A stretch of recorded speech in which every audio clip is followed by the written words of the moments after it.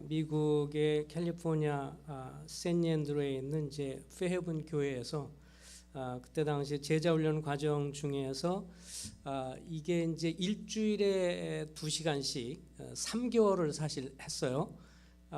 그때 당시에 저에게 좋았던 것은 이제 우리 애가 큰 애가 5살, 작은 애가 이제 3살. 그래서 당시에 배웠던 책은 이제 Growing Kids God's Way, 그래서 하나님 방법으로 자녀를 양육하자, 이것이 이제 가장 본문이 됐고, 이것이 교과서처럼 됐고, 그러면서 그 사이에 이 원리를 어쨌든 아이들한테 적용하기를 원했고, 또 아울러서 그동안의 경험과 또 여러 교회를 섬기는 과정 속에서 정리한 내용들을 좀 요약을 좀 해서 이번에 시간을 갖게 되는데, 어쨌든 이제 4시간밖에 안 되기 때문에 잘 조정을 좀 해서 하려고 생각을 합니다. 하나님 방법으로 자녀를 양육하는 데 있어서 일반적으로 이제 이 목적을 좀 생각을 좀 해 보겠습니다. 갖고 계신 거를 좀 보면 그 유인물을 좀 요약된 것을 좀 보시면 어쨌든 양육의 목적부터 좀 생각을 좀 해 보겠습니다.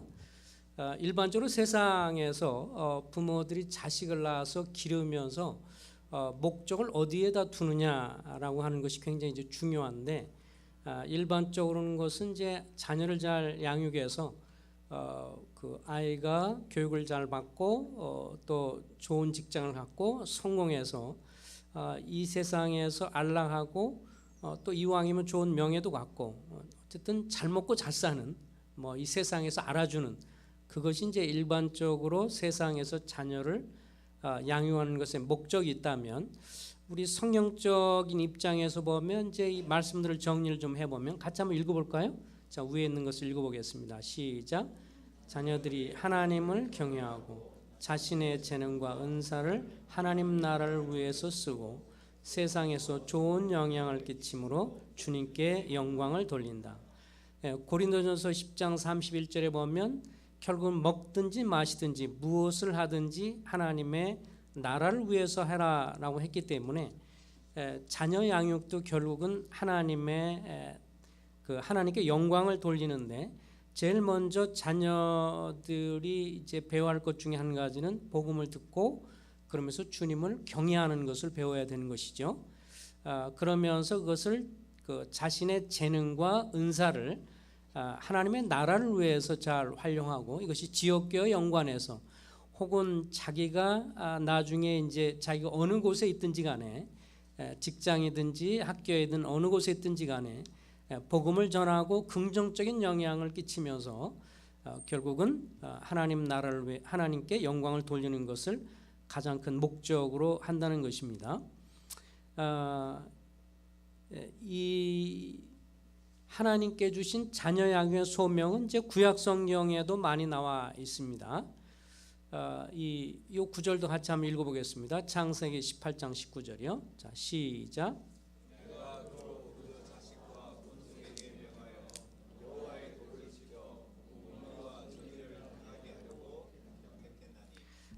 여기에 보면 하나님이 아브라함을 부르셔서 결국은 그 하나님, 유일하신 하나님을 섬기도록, 당시에 아브라함이 살던 고향은 이제 갈대아 우르이고, 거기에는 주로 여호수아에 보면 이제 다른 신, 달신을 섬겼던 지역인데, 그런 우상을 섬기는 사람을 하나님이 창조주 하나님을 알고 믿게 해주셔서 그를 통해서 하나님이 어떤 분인가를 알게 하시는데, 이 과정에서 주님이 하신 말씀이 그 자식과 권속들, 그 자식들과 후손들을 잘 명하여라는 말인데, 또 다른 말로 하면 그것은 잘 인도해서 여호와의 도를 지켜 공의와 정의를 행하게 하려고 택했나니, 하나님이 아브라함을 선택하셨지만 아브라함을 통해서 그의 후손을 생각을 하셨죠. 그래서 이 하나님이 아브라함뿐만 아니라 그의 후손도 하나님을 알고 그 도를 따라 순종하려고 하기 위해서 선택을 했다라고 이렇게 말씀을 해주고 있습니다. 또 이 잘 알려져 있는 말씀이죠. 신명기서의 6장을 좀 잠깐 보겠습니다.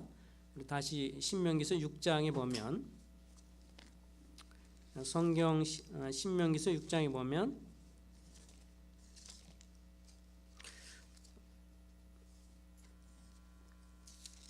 성경을 열으신 분 중에서 신명기서 6장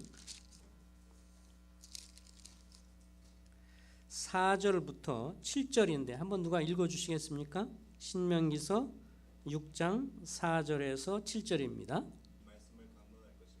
예, 여기에 보면 하나님이 이스라엘 백성들, 특별히 하나님의 사람들을 부르신 목적이 처음에 마음과 뜻을 다해서 하나님을 사랑하고 본인들이 먼저 하나님을 온 힘과 뜻과 정성을 다해서 사랑하고 그 다음에 이제 자녀들을 양육할 것을 얘기하고 있죠. 내 자녀들을 부지런히 가르치며 여기에 부지런히 가르치며라는 말 속에서는 반복해서 가르치며, 그래서 자녀 양육은 결국은 성경적인 원리를 지속적으로 반복해서 가르치는 중요성이 있습니다. 많은 경우 이제 이렇게 자녀를 양육한다고 하면서 하다가 일관성이 없어서 나중에 포기하는 경우가 참 많아요. 그래서 그냥 한두 번 하다가 뭐 그만둔다든지, 그래서 아이들이 그것을 습득을 하고 또 그것이 자기의 삶에서 이렇게 정확하게 습득이 되기 전에도 그냥 하다가 그만둔다든지, 뭐 아빠가 혹은 엄마가 자녀들 향해서 때로는 뭐 적절하게 훈육을 하거나 하는 것도 하다가 말다가, 그러니까 결국은 아이를 제대로 잘 훈육하지 못하는 경우도 많고요. 또 여러 말씀을 가르치는 경우도 반복해서 해야 되는데 반복을 하지 못하고 한두 번 하다 그만두는 경우. 그래서 이 성경에서 강조하는 것은 부지런히 반복해서 가르쳐야 할 것을 성경은 강조를 해주고 있고, 이것은 뭐 구약에 있는 사람뿐만 아니라 신약에서도 나온 것이죠. 여기에 에베소 6장 4절을 한번 같이 읽어보겠습니다. 같이 위에 있는 9절인데 시작. 또 아비들아,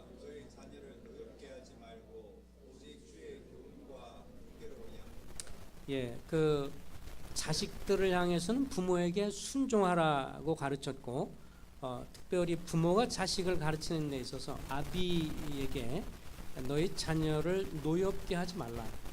나중에 이 의미를 좀 더 살펴보겠습니다. 어쨌든 부모에게 주신 사명은 무엇으로 양육을 하지요? 주님의 교훈과 교훈의 징계의 교훈과 훈계로 양육하라.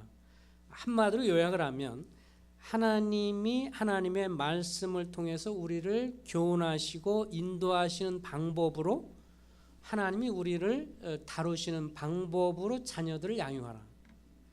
이것을 마음에 염두에 두시기 바랍니다. 세상적인 방법, 그리고 유교적인 어떤 방법, 그리고 내 나름대로 어떤 철학이 아니고 하나님이 하나님의 말씀을 통해서 우리를 가르치시고 인도하시는 그런 방법으로, 나를 다루시는 방법으로 자녀를 가르치는 것이 맞다. 이것을 마음에 염두에 두시면서 나중에 좀 더 자세하게 이것은 살펴보도록 하겠습니다. 이 자녀에게 이제 그 자녀를 양육한다라고 했을 때 먼저 우선순위를 좀 명확히 하면 좋겠습니다. 창세기 2장에 보면, 창세기 2장을 한번 열어서 보겠습니다. 창세기 2장 22절부터 24절, 25절까지 한번 같이 보겠습니다. 22절부터 25절, 형제님들의 한 절 읽고 자매님들의 한 절 읽고 서로 교독을 해서 22절부터 25절입니다. 자, 형제님들이 먼저 읽습니다. 시작. 여호와 하나님이 아담에게 취하신 그 갈빗대로 여자를 만드시고 그를 아담에게로 이끌어오시니, 예, 여기에 하나님이 처음에 남편을 아담을 만드셨고 또 거기에서 갈빗대로 취한 여자를 이제 만드셨다고 했고요. 이 둘을 향해서 하나님이 24절을 보면 남자가 부모를 떠나 그의 아내와 합하여 둘이 한 몸을 이룬다라고 했으며, 거기에 25절에 보면 둘 사이에 전혀 거리낌이나 부끄러움이 없이 그들은 서로를 깊이 받을 수 있는 존재였다는 것을 보게 되어집니다. 어쨌든 순서는 명확하죠. 하나님이 먼저 계셨고 하나님이 아담과 이브를 만드셨고 그래서 이 남편과 아내를 통해서 자식을 두었던 것을 보게 됩니다. 그래서 순서는 이제 명확합니다. 첫 번째는 누구시죠? 삶의 우선순위는 하나님입니다. 그리고 둘째는 배우자입니다. 남편 혹은 아내이고 셋째가 자녀들입니다. 아주 당연한 것이지만 이게 이제 시간이 지나면서 이것이 바꿀 수가 있어서 바뀔 수가 있기 때문에 이것을 한번 염두에 두는 것입니다. 처음에는 이제 결혼한 지 얼마 안 됐을 때는 당연히 이렇게 생각을 하죠. 그 남편과 아내 둘 사이의 배우자의 우선순위가 이제 하나님이고 또 배우자라는 건 아는데 나중에 자녀들이 생겨서 세월이 지나게 되고 막 그러면 30대, 40대, 50대 이렇게 지나면서 바뀌는 경우들이 있습니다. 특별히 이제 자매님들 같은 경우 이런 생각이 있어요. 이제 세상은 뭐 말할 것도 없고요. 세상 사람들은 그렇죠. 남편 이 하나님을 일단 안 믿는다 그러면 이제 제껴놓고 배우자가 우선이냐 자식이 우선이냐 이제 40대 50대 버전이 달라요. 그죠? 젊을 때는 이제 내 남편 내 아내밖에 없다라고 생각하는데 특별히 나이가 들면서 이제 세상의 아주머니들 같은 경우 보면 40, 50대 지나면 남편보다 누굴 더 중요시 여길까요? 대구 지역에는 뭐 그러신 분들이 없나 봐요. 뭐 누가 이렇게 남편이 이렇게 얘기한다고 그러잖아요. 나 뭐 좀 있는데 좀 맛있는 것 좀 해줄래요? 딱 그렇게 얘기를 하면 당신이 손이 없어요? 발이 없어요? 뭐 이렇게 부엌 뒤지면 다 나오니까 알아서 하시고. 근데 이제 군대 나가 있는 아들이 전화를 하는 거예요. 엄마, 네 나 가면 맛있는 거 해줄래? 그럼 빨리 와라. 그래서 남편한테는 안 해준다 그러는데 아들이 온다 그러면 모든 시장을 받아가 잔뜩 해주죠. 그것을 보는 아버지의 마음은 씁쓸합니다. 뒤에서 이게 이제 우스갯소리지만 이 배우자가 자식보다 항상 우선이다라는 것을 마음에 인식을 하는 것이 중요합니다. 특별히 이제 30대, 40대, 50대로 넘어가면 자매님들이 좀 기억을 하실 필요가 있다고 생각이 됩니다. 자식보다는 그래도 끝까지 남는 사람은 누구예요? 배우자가 남죠. 자식들 다 결혼해서 떠나게 되면. 그래서 어쨌든 우선순위를 분명히 할 필요가 있다. 왜냐하면 자식이 없어서도 하나님 보실 때 남편과 아내 아담과 이브를 보고 어떻게 했어요? 기뻐하시고 즐거워하셨어요. 그러니까 자식이 없다 할지라도요, 하나님은 남편과 아내 둘만 있어도 완전한 가족으로 보시고 완전한 하나님의 뜻 가운데 있는 이 가정으로 보십니다. 그래서 하나님은 어떤 가정은 자녀를 안 주시기도 하죠. 뭐 다른 특별한 이유로, 다른 사람을 섬기할 이유로. 그러나 대부분의 경우는 이제 자녀를 주는 경우에 우선순위는 이제 배우자가 우선이다라고 하는 것입니다. 자녀 양육을 다루는 데 있어서 먼저 이제 살펴볼 것은 원만한 부부 관계를 유지하는 것은 굉장히 중요하다는 것이죠. 만약 어떤 가정에서 남편과 아내 사이가 굉장히 원만하게 행복한 관계를 맺는다 그러면 자녀 양육에 있어서 5, 60%는 벌써 이미 성공했다고 말할 수 있습니다. 동의하십니까? 예, 왜냐하면 사실은 많은 방법론을 모른다 할지라도 아버지와 어머니가 서로 사랑하고 서로 아껴주는 것을 많이 보면서 그렇게 자란 자식은 나중에 크면서 원만한 가정을 이룰 수 있는 가능성이 굉장히 높습니다. 왜냐하면 뭐 구체적으로 이렇게 하는 걸 안다는 것을 배운 적이 없을지라도 보면서 그것을 배우기 때문에 그래서 부모가 원만한 가정을 잘 이루고 원만하게 잘 이렇게 서로 사랑하면서 또 서로를 위하면서 원만한 가정을 갖는 것이 굉장히 중요합니다. 에베소 5장 22절부터 29절에 보면 남편을 향한 계명 그리고 아내를 향한 계명을 분명히 하시는 것을 보게 됩니다. 자, 우리 여기 남편들이 계시니까 우리 형제님들 계시니까 남편을 향해서 주신 계명은 뭐예요? 큰 소리로 한번 얘기해 주시기 바랍니다. 하나님의 남편들아 그다음 뭐라고 하셨어요? 아내 사랑하기를 그리스도께서 교회를 사랑해서 자기 자신을 주신 것처럼 해라 그랬어요. 그러니까 거기만 기억하면 됩니다. 우리 형제님들은 아내들아 그 말은 기억하지 않아도 돼요. 굳이요. 자기가 내가 기억해야 할 계명은 별 관심을 두지 않고 이렇게 따지는 분들이 있어요. 성경을 펴가지고 따진답니다. 여보, 아내들아라는 말이 이렇게 말했는데 왜 당신이 이것을 안 하는 거야? 그것을 따지기 전에 먼저 남편은 자기에게 주신 계명만 충실하면 되죠. 남편이 아내를 향해서 가져야 할 가장 큰 계명은 뭐예요? 아내를 어떻게 하는 겁니까? 사랑하는 것이죠. 근데 사랑하는데 어떻게까지 사랑한다고요? 죽기까지 사랑한다. 그리스도께서 교회를 위해서 자기 몸을 주셨으니까 남편은 아내를 사랑하는데 죽을 만큼, 죽음은 이제 끝이니까 죽을 만큼 사랑한다. 우리 남편들을 따라서 보겠습니다. 나는 남편으로서 아내를 죽을 만큼 사랑하리라. 이것이 빈말이 되지 않길 바랍니다. 그것이 이제 남편의 주님 앞에서 가진 엄숙한 계명이죠. 그래서 이 땅을 살아가면서 주님이 우리를 위해서 목숨을 버리는 것처럼 아내를 향해서 목숨을 버릴 그런 각오로 그렇게 죽을 만큼 사랑을 해서 그래서 남편이요, 아내가요, 만약에 아내된 자매님들이 이렇게 평생에 인식을 한다면 성공을 한 거예요. 참 내 남편을 보니까 지금까지 5년, 10년, 20년, 30년 살고 보니까 내 남편이 나를 얼마나 사랑하는지 이 사랑에 너무 감동이 돼서 주님이 우리를 사랑하는 것이 이 정도였구나라는 것을 내 남편의 사랑을 보면서 그것을 내가 충분히 느끼겠어.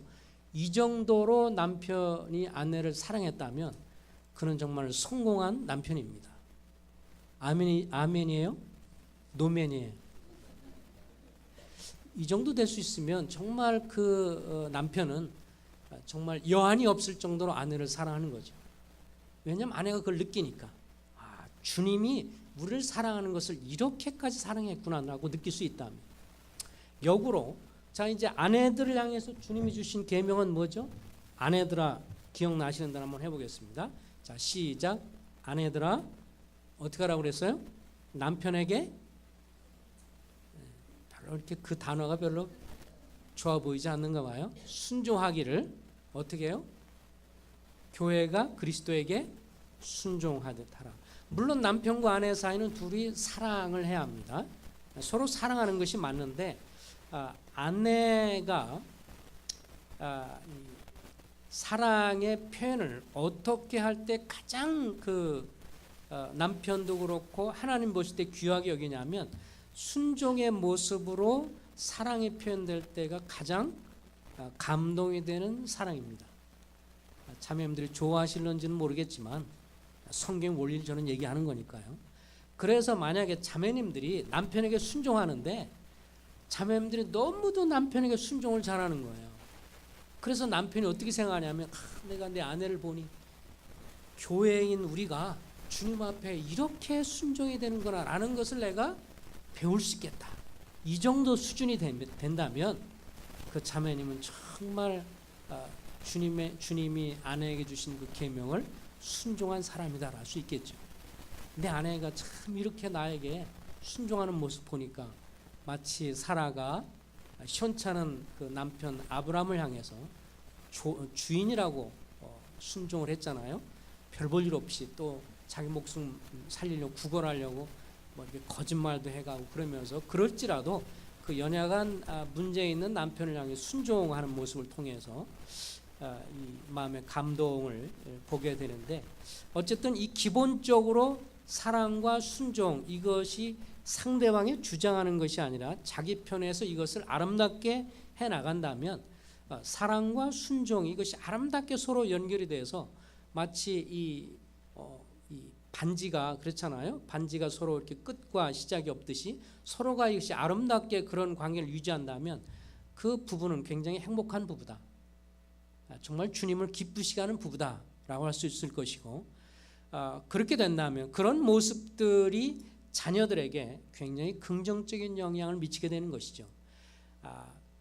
아버지가 엄마를 듬뿍 사랑하는 모습을 보고 또 엄마가 자기 남편을 아버지를 순종하고 존중하는 모습을 보면서 그런 분위기 속에서 자라는 자녀들은 자연스럽게 많은 어떤 교육을 받지 않을지라도 긍정적인 측면에서 정상적인 부부에 대한 이 개념을 갖게 되고 그런 좋은 본을 보고 있기 때문에 틀림없이 그는 아름다운 가정을, 좋은 가정을 꾸릴 수 있는 장점을 가지고 있는 것을 봅니다.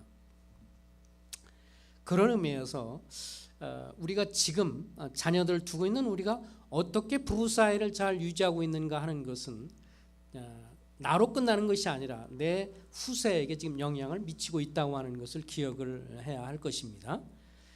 그런데 이제 일반적으로 그렇게 말을 하더라고요. 정상적으로 서로 가장 행복하고 원만한 가정의 가장 큰 특징이 뭘까? 통계적으로요, 가장 큰 특징이 뭐겠어요? 둘이 행복하고 원만한 가정, 원만한 부부의 특징. 서로 무엇을 잘한다? 대화를 잘한다. 서로가 이 원만한 부부의 특징은 뭐냐면 대화가 잘 된다는 거예요. 그리고 불행하고 위기에 있는 부부의 특징이 뭐냐면 대화가 없는 것이죠. 뭐 그림자 부부라고도 하더라고요. 남편이 오면 아내가 쓱 들어가고 또 아내가 쓱 나오면 남편이 또 쓱 사라지고 서로가 마치 없는 사람처럼 이렇게 말도 없이 자기 알아서 먹을 거 먹고 취할 거 취하고 그리고 각자 다른 방에 들어가서 자고 이런 그런 위기의 부부, 문제 있는 부부의 가장 특징은 뭐냐면 대화가 전혀 없습니다. 말을 하지 않는다는 것이죠. 그래서 이 부부가 대화를 많이 한다는 것, 서로 이야기를 많이 하고 이렇게 자기들의 문제라든지 좋은 면, 뭐 안 좋은 면, 그리고 힘든 것, 고민하는 것, 자녀 문제 서로 대화를 잘하는 부부가 건강한 부부이고 그런 부부들이 또 나중에 여러 측면에서 부부 생활이나 이런 면에서도 원만하고 이것이 잘 되어가는 것을 보게 됩니다. 그래서 사단은 어쨌든 끈질기게 이 가정들을 둘을 이렇게 공격하려고 하는 것을 보게 되죠. 한 가정이 무너지게 되면 결국 그것은 어디예요? 교회가 무너지게 되는 것입니다. 그죠? 가정들이 세워지면서 교회가 세워지고요. 그래서 사단은 이 세상에서 믿지 않는 가정이든 믿는 가정이든 이 세상의 가정을 가장 무너뜨리려고 하는 것이 사단의 전략이죠. 그러면 부부 사이를 무너뜨리면 나중에 어떻게 됩니까? 누가 그 피해를 가장 많이 보죠? 자녀들이 이제 피해를 가장 많이 봅니다. 한 번 이제 어떤 구도자 가정이 있어서 저희들이 말씀을 전하고 교제를 했는데 이 가정이 이제 연상연하 커플이에요. 남자가 나이가 적고 아내가 이제 나이가 더 많습니다. 근데 나중에 이제 교회에서 복음도 듣고 막 그러긴 했는데 나중에 둘이 싸울 때는 아주 엄청나게들 싸웁니다. 집에 이렇게 가보면 싸우고 그래서 집에 이렇게 좀 가보면 막 화장대가 깨져 있고 그리고 막 집안이 막 난리가 돼 있고 막 화장대 뭐 이런 그다음에 때로는 TV 세트가 이제 쓰러져 있고 나중에 남편이 좀 수입에 비해서 과한 좋은 차를 샀어요. 그러니까 아내가 나중에 가서 쓰는 방법이 뭐냐면 야구 방망이를 가져가 가지고 새 차인데 가가지고 뭐를 깨졌겠어요? 차 유리를 그 새로운 비싼 차의 유리를 다 깨버렸어요. 이거 왜 이렇게 샀냐 이거죠 지금. 그래서 나중에 이제 이건 뭐 근데 평상 이렇게 좋을 때는 참 잘 듣는 것 같은데 이 양반이 화가 나면 감당이 안 되는 거예요. 그래서 이제 물어봤어요. 왜 이렇게 싸워도 좀 이렇게 좀 적당히 싸우지 이렇게 너무 이렇게 과하게 싸우느냐? 그랬더니 그 애기 엄마가 하는 말이 자기가 자라면 생각해 보면 자기 집에 이렇게 시골인데 시골 집에 이렇게 그 방바닥에요. 방에 이제 이 벽에 이렇게 피가 묻어 있었대요. 아버지가 자기 엄마를 계속 때리고 그러면서 막 그 피도 묻어 있고 이것을 자기가 늘 보면서 자랐다. 막 그런 거에 대한 이 반발심이 있는 것 같아요. 남편에 대해서 화가 나면 가서 그냥 막 때려 부시고 막 이런 것들을 하는. 그러니까 그런 가정 속에서 자라면서 그 애기 엄마는 또 자기가 가정을 이루는데 또 불행한 그런 모습을 보이고, 그 아이들이 두 명이고 어린 아이인데 그 싸우는 모습을 다 보잖아요, 어렸을 때부터. 그것이 그 아이가 나중에 커서 또 어떤 가정을 이룰까? 틀림없이 또 원만하지 않고 문제 있는 가정을 또 이루는.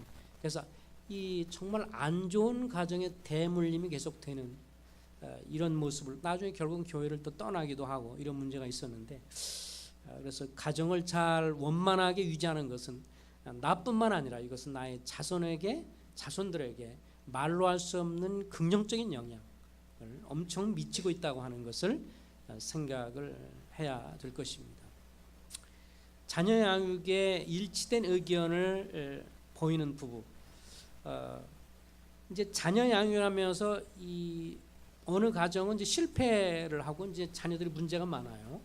나중에 왜 그런가를 보면 이제 남편과 아내가 자녀를 기르는 데 있어서 일치된 의견이 이제 아닌 겁니다. 예를 들면 직장에서 남편이 이제 퇴근해서 왔을 때 아이들을 훈육을 하고 있어요, 엄마가. 뭔가 애가 잘못하니까 야단을 치고 훈육을 하고 있는데, 그 자리에서 아빠가요 이제 간섭을 하는 거예요. 당신 너무 과한 거 아니야? 어린애를 뭐 지금 뭐 야단을 치고 그런 거야. 그러면서 들어와가지고 엄마를 막 나무라면서 너무한다 그러면서 막 야단을 치고 막 그러는 거예요. 그러니까 아이를 훈육한 엄마가 어떻게 되겠어요? 체면이 이제 말도 아닌데다가, 그러면 이 둘 중에서 아이가 어떻게 될까요?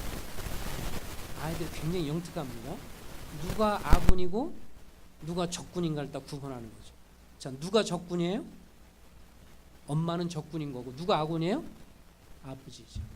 야단을 치는 것을 하지 말라고 얘기하는 아빠. 그러니까 나중에는 틈만 나면 아빠한테로만 달려가고 아빠 말 듣고 엄마를 무시하기 시작을 합니다.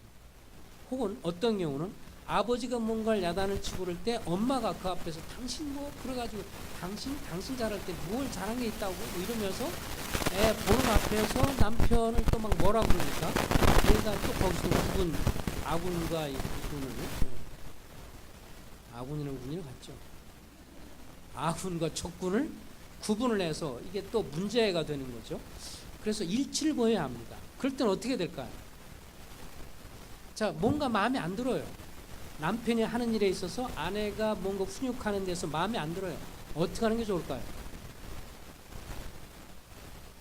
서로 얘기하자고 하는 시간이니까 같이 얘기 좀 하시면 좋겠습니다. 어떻게 하는 게 좋을까요? 그 자리에서 하는 것보다 어떻게 하는 게 좋을까요?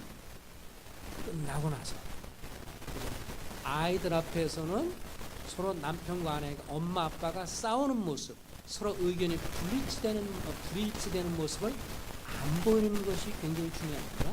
끝나고 나서 방으로 들어가서, 안방에 들어가서, 여보 아까 보니까 내 생각에 좀 약간 과한 거 아니었어요? 라고 얘기하면서, 그렇게 하기보다 이렇게 하는 게 좋지 않겠어요? 라고 한다면 둘 사이에서 조정이 될 수 있는 것이죠. 또 여보 당신이 이렇게 하는 건 좀 심하지 않아요? 아이들이 없는 상태에서 서로 조정이 되면 훨씬 유익이 됩니다. 근데 아무리 좋은 거더라도요, 아이들이 보는 앞에서 서로 의견이 불일치되면 자녀 양육은 꽝으로 가는 길입니다. 실패로 가고 있다는 것을 기억하셔야 합니다. 아이들한테는 훈육의 효과가 전혀 없습니다. 그래서 자녀 양육할 때 중요한 것은 일치를 봐야 합니다. 마음에 안 들으면 그때 지났다가 나중에 따로 얘기해서 일치를 보셔야 합니다. 그리고 이런 그 강의를 할 때 좋은 것은 뭐냐면, 이제 그동안 내가 가져왔던 어떤 생각, 이론들을 다 좀 접어두시고 성경이 뭐라고 말하느냐에 따라서 성경적으로 따라서 하겠다, 이런 마음이 있으셔야 합니다. 그런 마음으로 오신 것입니까? 그래서 이제 이 강의를 듣고 난 다음부터는 서로 남편과 아내가 전에는 의견이 불일치되더라도 이제는 좀 일치가 되겠다, 이런 생각도 하시는 거예요? 여기 뭐 그 성생복한 교회는 이렇게 처음에 교회에서 말씀 듣고 이렇게 지체로 받아들일 때 사인도 하니까, 사인은 안 받더라도 지금 적어도 강의를 들으면서 이제 서로 이렇게 의견은 좀 이렇게 다른 것이 아니라 같은 마음으로, 지금까지 좀 뭐가 달랐을지라도 이 성경에서 그렇게 말한 것을 따르겠다, 이런 마음으로 좀 하시면 좋겠고요. 또 좀 연세 드신 분들은 손자 손녀를 어떻게 도우면 좋겠다, 이것도 좀 마음에 생각하시면 좋겠습니다. 왜냐하면 자식들은 이렇게 하려고 하는데 그거를 바라보는 손자, 할아버지, 할머니가 또 의견이 달라지면 이게 또 어려워져요. 그래서 성경에서 말한 대로 같이 따라야 되겠다 이런 마음이 들 때 더 같은 마음으로 나아가주면 더 존중을 받는 시아버지, 시어머니가 되고 또 존중받는 장인어른, 장모님이 될 수 있기 때문에 그런 측면에서 귀를 기울이시면 좋겠습니다. 그래서 부부간에 진솔한 서로 대화하는 시간을 갖는 것, 그래서 코치 타임이라고 하는데 서로 대화를 많이 갖고 이런 것은 굉장히 중요한 시기다. 그래서 이 사역분들은요 이런 것들에 대해서 잘 하더라고요. 예를 들면 엄마 아빠가 얘기를 하고 있어요. 같이 앉아서 애들이 막 뛰어나와서 막 얘기합니다. 엄마 아빠 이거 해주세요. 막 그러면 엄마 아빠가 중요한 얘기를 하다 말고 애들이 와서 이거 봐요. 애가 지금 이래요. 어쩌고 이것 좀 해주세요. 그러면 많은 경우 어떻게 해요? 얘기하는 거 딱 끝나지만 그래 그래가지고 그쪽으로 쫓아갑니다. 그러다 보면 하루 종일 엄마 아빠는 쫓아다니면서 누구 치닥거리만 해요? 애들 치닥거리 하니까 저녁 되면 완전히 녹초가 되는 것입니다. 오히려 그럴 때 지혜로운 부모는 잠깐만 엄마 아빠 지금 중요하게 얘기하는 시간이니까 좀 뒤에 올래? 라고 하면 아이들한테 그런 교육을 시키는 겁니다. 한두 번이 아니라 자꾸 그렇게 얘기를 하면 엄마 아빠 지금 중요한 얘기를 하고 있는 거고 그럴 때는 엄마 아빠 저럴 때는 방해하는 게 아니구나. 이것을 이야기를 하면 아이들은 것을 배웁니다.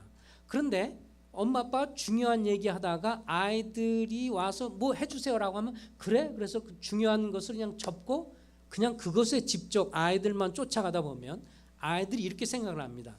엄마 아빠 시간보다 내가 하는 걸 치닥거리 해주거나 이렇게 하는 걸 따라오는 것이 더 뭐하다고요?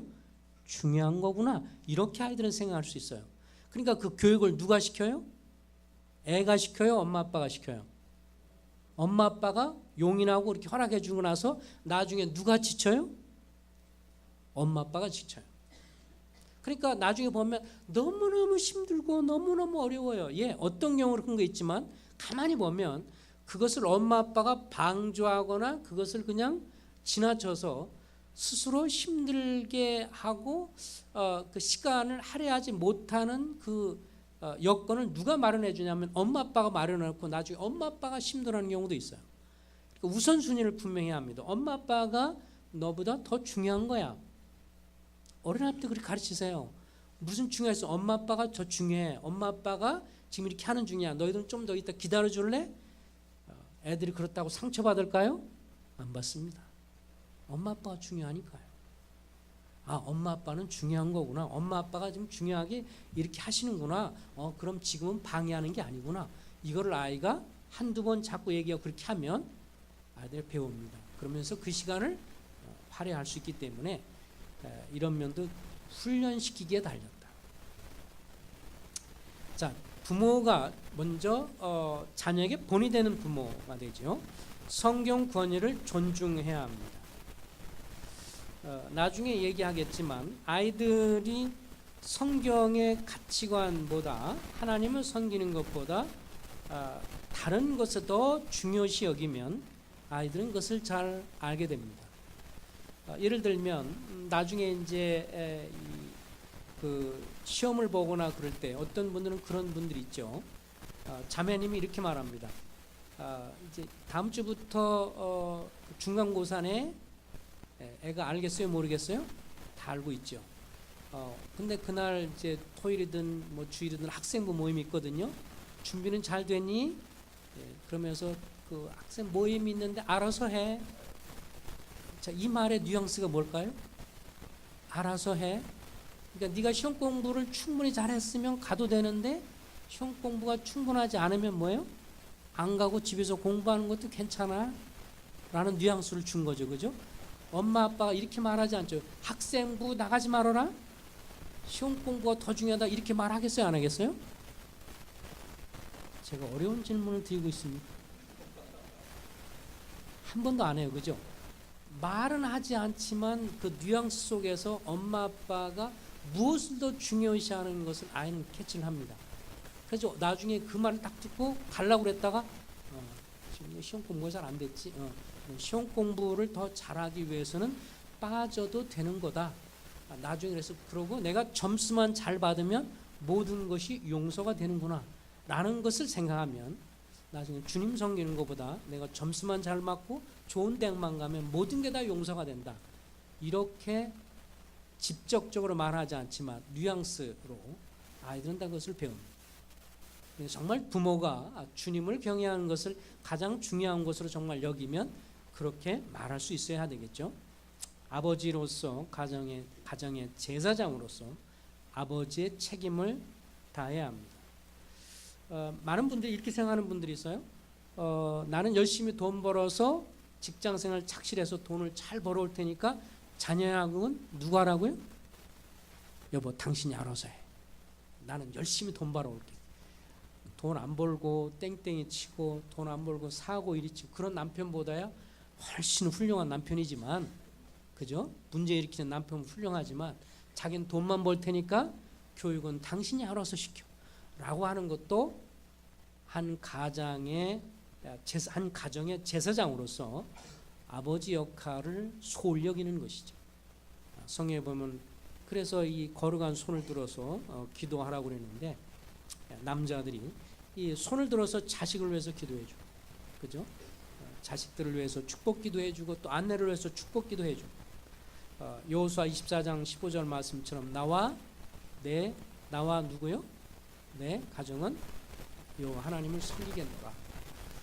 또 욥도 자식을 생각하며 주님 앞에 경배드리는 것을 볼 때 한 가정의 제사장의 역할, 아버지로서 물론 매일마다 무슨 제가 이렇다고 해서 매일마다 가정 예배를 꼭 남편이 인도해라 그렇게 말씀드린 건 아닙니다.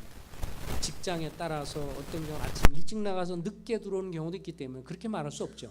그러나 적어도 자기가 할 수 있는 대로 일주일에 하루라도 더 할 수 있다면 이틀 3일도 좋지만 하루라도 꾸준하게 가정에 예배도 드릴 줄 알고 아버지로서 아이들한테 말씀도 전해주고 또 기도도 해주는 그런 아버지. 제가 어느 곳에 가니까 자매님들이 그렇게 얘기하더라고. 내 남편이 가장 존경스러울 때는 이때요 그렇게 말하는 적이 있어요. 어떤 때가 남편을 가장 존경스럽다고 생각했을까요? 자매님들이. 어떤 자매님이 그렇게 말했어. 내 남편이 아이들에게 성경을 이야기해주고 기도해주는 그 모습이 가장 그때가 존경스럽더라. 자매님들 동의되십니까? 옆에 남편이 있으니 큰 소리로 답변을 못하는 그 심정을 저는 압니다. 그 남편으로서 아내의 존경을 받으려면 소리 크게 지르고 그 다음에 경상도라서 또 제가 또 뭐라고 말을 잘 못하면 또 큰일 날 것 같아가지고 경상도 남자들이 좀 묵뚝뚝하다는 말을 많이 들었어요. 맞습니까? 공식적으로 아주 아니라고 얘기합니다. 그 말에 책임을 지실 줄로 믿습니다. 어쨌든 간에 이 남편으로서 존경 얻는 것이 목소리 크고 어떤 권위를 가지고 이렇게 뭔가 이렇게 막 밀어붙이려고 하는 그런 것보다 존경심을 일으키게 하는 것이어야 하는데, 그 중에 한 가지가 자식을 향해서 관심을 가져주고 또 기도하면서 권면해주는 그런 거, 이것이 기도해주고 이것이 아내의 존경을 받는 지름길 중에 하나라는 것을 우리 형제님들은 기억을 하시면 좋겠습니다. 실제적으로 자매님들이 한 얘기를 제가 들은 거예요. 이걸 한번 좀 잠깐 좀 보려고 하는데요. 그 일반 유대인들이 이제 일반적으로 하는 모습인데 잠깐 한번 보도록 하겠습니다.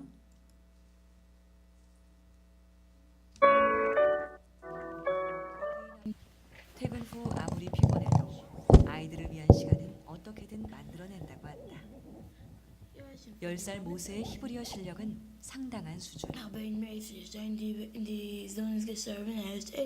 문득 아이들이 아빠와 공부하는 걸 거부하지 않고 어떻게 이렇게 잘 따르는지 그 비결이 궁금해졌다. If you believe in what you're doing, they pick it up.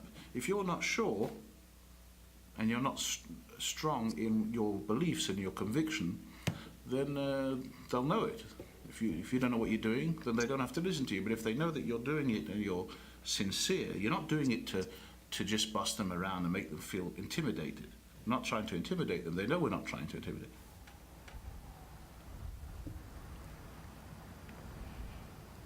이제는 잠잘 시간. 유태인들의 잠자리 준비는 로 기도를 한다.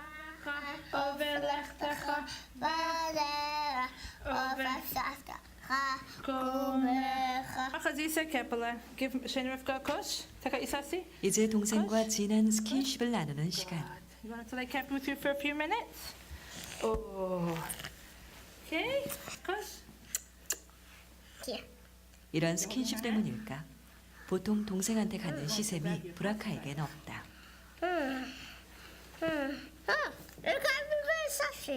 오히려 동생의 기습 공격.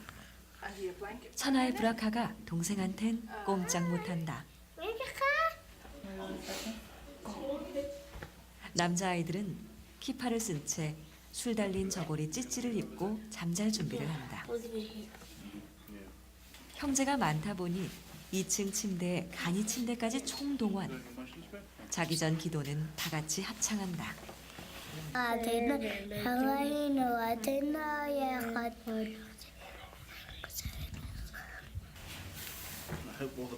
이젠 자기 전 책을 읽어주는 베드사이드 스토리 시간. Because by Eden,